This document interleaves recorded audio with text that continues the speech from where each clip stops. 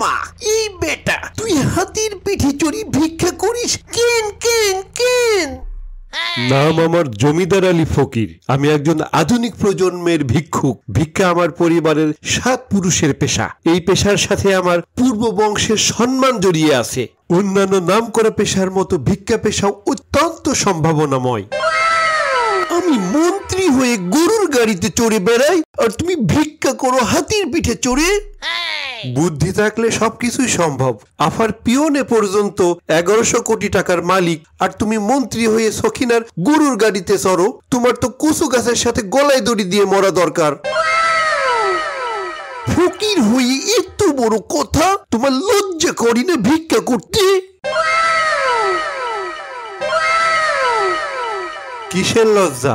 এই পেশায় আমরা দিনে দিনে কত উন্নতি করতেছি। কেমনি কেমনি? আমার দাদাই ভিক্ষা করছে গাধার পিঠে চড়ে, আমার বাপে ভিক্ষা করছে ঘোড়ার পিঠে চড়ে, আর আমি ভিক্ষা করি হাতির পিঠে চড়ে।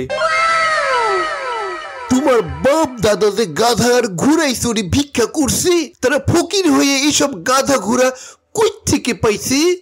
তারা তো উপহার পাইছে।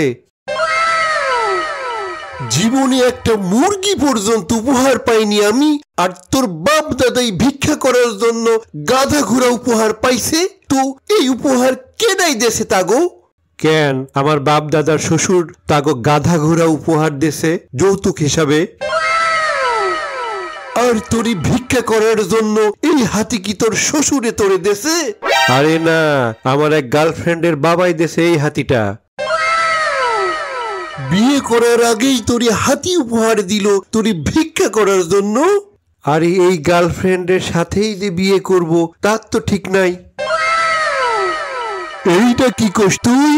আরে আমার আরেক গার্লফ্রেন্ডের বাবাই আমারে একটা মোটরসাইকেল কিনে দিছে, আর আরেক গার্লফ্রেন্ডের বাপে একটা ফ্ল্যাট কিনে দিতে চাইছে। তুই তাহলে কোন গার্লফ্রেন্ডের বিয়ে করবি?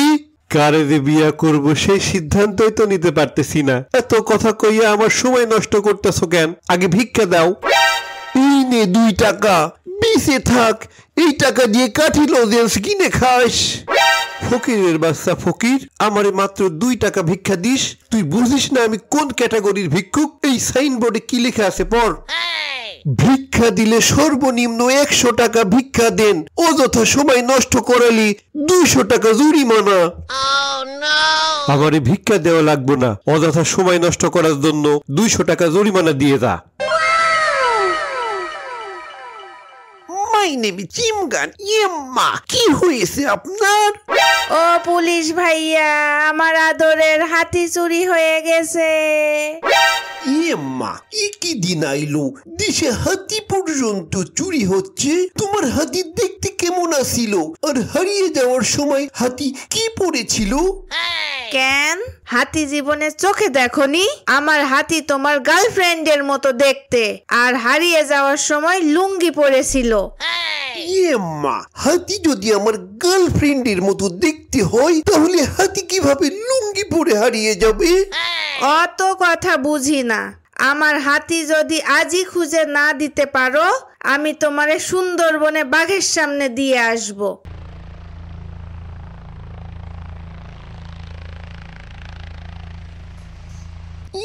মা, এই বেটা তুই হাতির পিঠে চড়ি ভিক্ষা করিস কেন কেন কেন? কারণ আমার এক গার্লফ্রেন্ডের ইচ্ছে হয়েছে, তাই গার্লফ্রেন্ডের বাপে আমায় এই হাতি গিফট করছে। মা, এই বেটা তোর গার্লফ্রেন্ডের বাপে কি করে যে তোরে হাতি কিনে দিল? আমার গার্লফ্রেন্ডের বাপের আন্ডারে ঢাকা শহরে 200 ফকির ভিক্ষা করে, সে আবার নিজেও ভিক্ষা করে। মা, চিমগানির সাথে চাপাবাজি, তুই উল্টো ঝুলিয়ে পেটাবো আমি। কেন পেটাবেন কেন? আমার গার্লফ্রেন্ডের বাবাই আমারে হাতি গিফট করছে বলে আপনার হিংসে হয়? মা, এইটা চুরি হওয়া হাতি তোর কাছে কেমনে আইলো? তুই এখন আন্ডার অ্যারেস্ট। কি কোন স্যার, আমার গার্লফ্রেন্ড আমারে ভালোবাসার নামে এমনে ফাঁসাইয়া দিল।